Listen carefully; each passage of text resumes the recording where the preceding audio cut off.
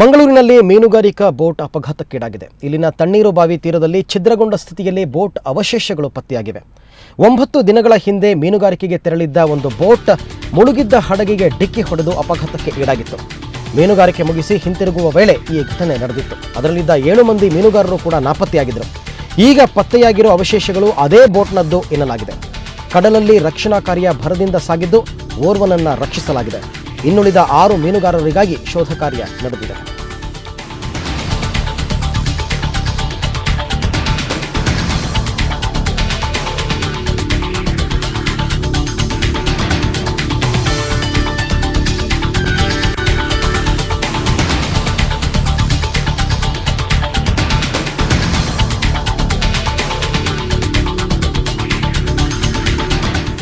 ಮಂಗಳೂರಿನಲ್ಲಿ ಮೀನುಗಾರಿಕಾ ಬೋಟ್ ಒಂದು ಅಪಘಾತಕ್ಕೀಡಾಗಿದೆ. ಇಲ್ಲಿನ ತಣ್ಣೀರು ಬಾವಿ ತೀರದಲ್ಲಿ ಛಿದ್ರಗೊಂಡ ಸ್ಥಿತಿಯಲ್ಲಿ ಬೋಟ್ನ ಅವಶೇಷಗಳು ಪತ್ತೆಯಾಗಿವೆ. 9 ದಿನಗಳ ಹಿಂದೆ ಮೀನುಗಾರಿಕೆಗೆ ತೆರಳಿದ್ದ ಓಷನ್ ಫಿಶರ್ಸ್ 2 ಅಂತಕ್ಕಂಥ ಹೆಸರಿನ ಬೋಟ್ ಮುಳುಗಿದ್ದ ಹಡಗಿಗೆ ಡಿಕ್ಕಿ ಹೊಡೆದು ಇದು ಕೂಡ ಅಪಘಾತಕ್ಕೀಡಾಯಿತು. ಮೀನುಗಾರಿಕೆ ಮುಗಿಸಿ ವಾಪಸ್ಸಾಗ್ತಾ ಇದ್ದಂತಹ ಸಂದರ್ಭದಲ್ಲಿ ಈ ಘಟನೆ ನಡೆದಿತ್ತು. ಅದರಲ್ಲಿದ್ದಂತಹ 7 ಮಂದಿ ಮೀನುಗಾರರು ಕೂಡ ನಾಪತ್ತೆಯಾಗಿದ್ದರು. ಈಗ ಪತ್ತೆಯಾಗಿರ್ತಕ್ಕಂಥ ಅವಶೇಷಗಳು ಅದೇ ಬೋಟ್ನದ್ದು ಅಂತ ಗೊತ್ತಾಗಿದೆ. ಓಷನ್ ಫಿಶರ್ಸ್ 2 ಇದು ನಾಪತ್ತೆಯಾಗಿದ್ದಂತಹ ಹಡಗು. ಈ ಬೋಟ್ನ ಮಾಲೀಕರಾದಂತಹ ಬರ್ಖತ್ ಅವರು ನಮ್ಮ ಜೊತೆ ಇವಾಗ ದೂರವಾಣಿ ಸಂಪರ್ಕಕ್ಕೆ ಬಂದಿದ್ದಾರೆ. ಬರ್ಖತ್ ಅವರೇ, ಈಗ ಪತ್ತೆಯಾಗಿರ್ತಕ್ಕಂಥ ಬೋಟ್ನ ಅವಶೇಷಗಳು ಅದು ನಿಮ್ಮದೇ ಬೋಟ್ನದ್ದು ಅಂತ ಗೊತ್ತಾಗಿದೆಯಾ ನಿಮಗೆ? ಇಲ್ಲ, ನಮ್ಗೆ ಅದು ಏನಂತ ಕರೆಕ್ಟ್ ಗೊತ್ತಾಗಿಲ್ಲ ಇದುವರೆಗೂ. ಅಂದ್ರೆ ಅದು ನಿಮ್ಮ ಬೋಟಿನ ಇದು ಅಂತನ್ಬಿಟ್ಟು ಏನಾದ್ರು ಗೊತ್ತಾಯ್ತಾ? ಹೇಗೆ ಏನಾದ್ರು ಹೇಳಿದಾರ, ಏನಾದ್ರು ಮಾಹಿತಿ ಕೊಟ್ಟಿದಾರ ನಿಮಗೆ ಅಂತ?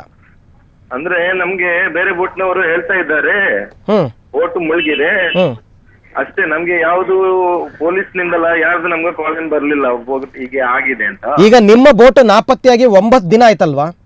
ಇಲ್ಲ, ನಾಪತ್ತೆ ಇವತ್ತು ಬೆಳಿಗ್ಗೆ ಆದದ್ದು. 5 ದಿನ, 5 ದಿವಸಗಳ ಹಿಂದೆ ನಾಪತ್ತೆಯಾಗಿದ್ದು ನಿಮ್ಗೆ ಇವತ್ತು ಗೊತ್ತಾಯ್ತಾ? ಆಗುವಾಗ ಬೋಟು ಅವರ ಮೊಬೈಲ್ ಸಿಗ್ತಾ ಇಲ್ಲ, GPS ಎಲ್ಲ ಆಫ್ ಆಗಿದೆ.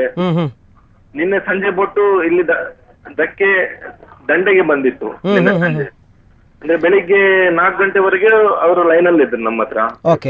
ಅಂದ್ರೆ ಬೇರೆ ಯಾವ ಬೋಟು ಹೋಗೋ ಪರಿಸ್ಥಿತಿಯಲ್ಲಿ ಇರ್ಲಿಲ್ಲ ಒಳಗೆ. ಅಂದ್ರೆ ಇಲ್ಲಿ ದಂಡೆ ತುಂಬಾ ಜೋರಾಗಿತ್ತು. ಅದರಿಂದ ಬೇರೆ ಬೋಟ್ನವರು ಹೋಗ್ಲಿಕ್ಕೆ ಆಗಲ್ಲ. ಮತ್ತೆ ಎಲ್ಲಾ ನಾವು ಎಲ್ಲಾ ತರದ ಹೆಲ್ಪ್ ಕೇಳಿದ್ದೇವೆ ಎಲ್ಲರ ಹತ್ರ, ಎಲ್ಲರ ಹತ್ರ. ಅಂದ್ರೆ ಎಲ್ಲಾರು ಹೆಲ್ಪ್ಲೆಸ್ ಆಗಿದ್ರು. ಅದು 4 ಮುಕ್ಕಾಲಾಗುವಾಗ ಎಲ್ಲ ಕನೆಕ್ಷನ್ ತಪ್ಪಿತ್ತು ನಮ್ಮ ಕೈಯಿಂದ. ಈಗ ಬರ್ಕತ್ ಅವರೇ, ನಮಗೆ ಬಂದಿರತಕ್ಕಂತ ಒಂದು ಮಾಹಿತಿ ಪ್ರಕಾರ ಈ ಒಂದು ಹಡಗು ಇದು ವಾಪಸ್ ಬರ್ಬೇಕಾದ್ರೆ, ಈ ಬೋಟ್ ವಾಪಸ್ ಬರ್ಬೇಕಾದ್ರೆ ಮುಳುಗಿರ್ತಕ್ಕಂಥ ಒಂದು ಹಡಗಿಗೆ ಡಿಕ್ಕಿ ಹೊಡೆದಿದೆ, ಹಾಗಾಗಿ ಇದು ಛಿದ್ರಗೊಂಡಿದೆ ಅಂತಕ್ಕಂಥದ್ದು ಬಂದಿರತಕ್ಕಂಥ ಮಾಹಿತಿ. ಹಾಗಾದ್ರೆ ಇದು ಸುಳ್ಳು ಅಂತೀರಾ? ಅಲ್ಲ, ಹಾಗೆ ಈಗ ನಮ್ಗೆ ಏನು ಅಂತ ಕನ್ಫರ್ಮ್ ಆಗಿಲ್ಲ ಇವರೇ. ಓಕೆ, ಈಗ ಆ ಬೋಟ್ ನಲ್ಲಿ ಎಷ್ಟು ಜನ ಇದ್ರು ನಿಮ್ಗೆ ಗೊತ್ತಿರೋ ಪ್ರಕಾರ? ಅಂತ ವಿಷಯ ನಮ್ಗೆ ಸಿಕ್ಕಿದೆ. ಈಗ ನಮ್ಗೆ ಏನಂತ ಕನ್ಫರ್ಮ್ ನಂಗೆ ಡೀಟೇಲ್ಸ್ ನಮ್ಗೆ ಏನು ಬರ್ಲಿಲ್ಲ. ಓಕೆ, ಈಗ ಆ ಬೋಟ್ ನಲ್ಲಿ ಎಷ್ಟು ಜನ ಇದ್ರು ಬರ್ಕತ್? ಆ ಬೋಟ್ ನಲ್ಲಿ ಎಷ್ಟು ಜನ ಇದ್ರು ಒಟ್ಟು? ಕೇಳಲ್ಲ, ನಿಮ್ಮ ವಾಯ್ಸ್ ಬ್ಯಾಕ್ ಆಗ್ತದೆ. ನನ್ನ ಧ್ವನಿ ನಿಮಗೆ ಕೇಳ್ತಾ ಇದ್ರೆ ಬರ್ಕತ್ ಅವರೇ, ಆ ಬೋಟ್ ನಲ್ಲಿ ಎಷ್ಟು ಜನ ಇದ್ರು? ಬೋಟ್ ನಲ್ಲಿ ಒಟ್ಟಿಗೆ 7 ಜನ ಇದ್ರು. ಈಗ ಅವರಲ್ಲಿ ಯಾರು ನಿಮ್ ಸಂಪರ್ಕಕ್ಕೆ ಬಂದಿಲ್ವಾ?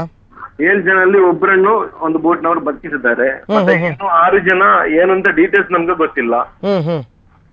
ಅಂದ್ರೆ ನಿಮ್ಮ ಬೋಟ್ ಏನ್ ತುಂಬಾ ಶಿಥಿಲವಾಗಿತ್ತಾ ಹೇಗೆ ಅಂತ? ಅಂದ್ರೆ ನಿಮ್ ಬೋಟ್ ತುಂಬಾ ಹಳೇದಾಗಿದ್ದು ಆತರ ಏನಾದ್ರು ಆಗಿದೆಯಾ ಅಂತ? ಬೋಟ್ ಅಷ್ಟು ಹಳೇದಲ್ಲ ಬೋಟು. ಬೋಟ್ ಹಳೇದೇನಲ್ಲ ಬೋಟ್. ಓಕೆ, ಈಗ ನಾವು ನೋಡಿ ವಿಜುವಲ್ಸ್ ಅಲ್ಲಿ ನೋಡ್ತಾ ಇದೀವಿ ಬರ್ಕತ್ ಅವರೇ. ಈಗ ನಮ್ಮ ಟಿವಿನಲ್ಲಿ ಬರ್ತಾ ಇದೆ ಒಂದು ಬೋಟ್ ಇಂದು ಅದು ಉಲ್ಟಾಗಿ ಬಿದ್ದಿರ್ತಕ್ಕಂಥದ್ದು ನೋಡ್ತಾ ಇದೀವಿ.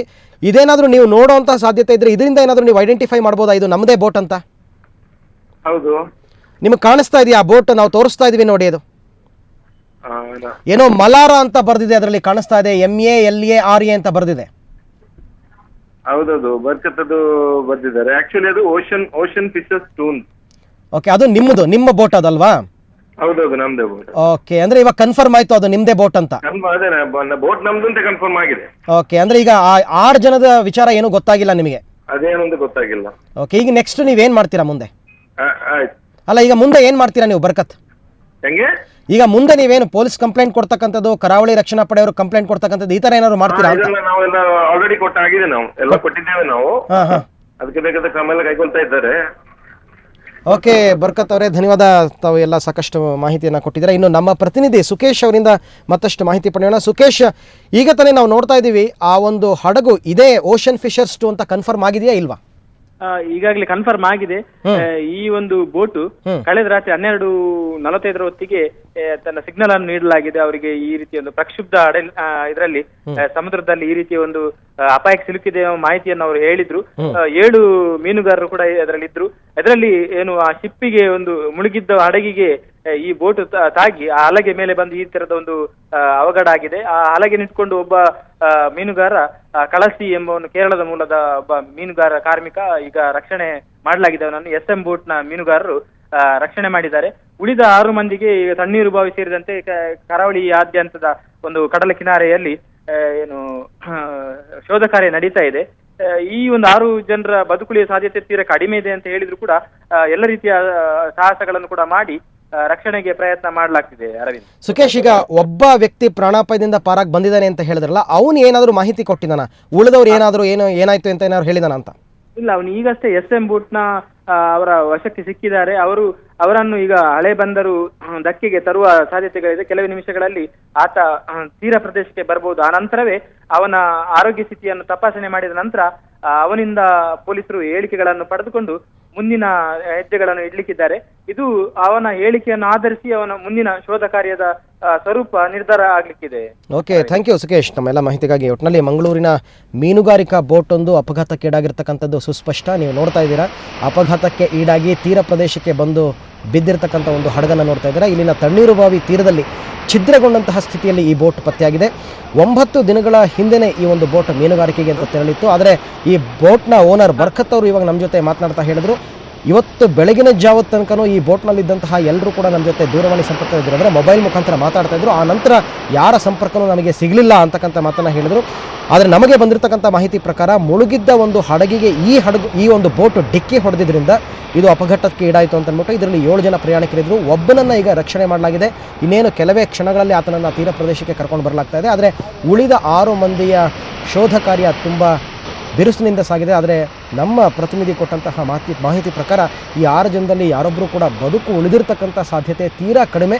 ಆದರೂ ಕೂಡ ಶೋಧ ಕಾರ್ಯ ನಡೀತಾ ಇದೆ. ಇನ್ನೇನು ಕೆಲವೇ ಕ್ಷಣಗಳಲ್ಲಿ ಅದರ ಬಗ್ಗೆ ಕೂಡ ನಮಗೆ ಮಾಹಿತಿ ಬರುತ್ತೆ.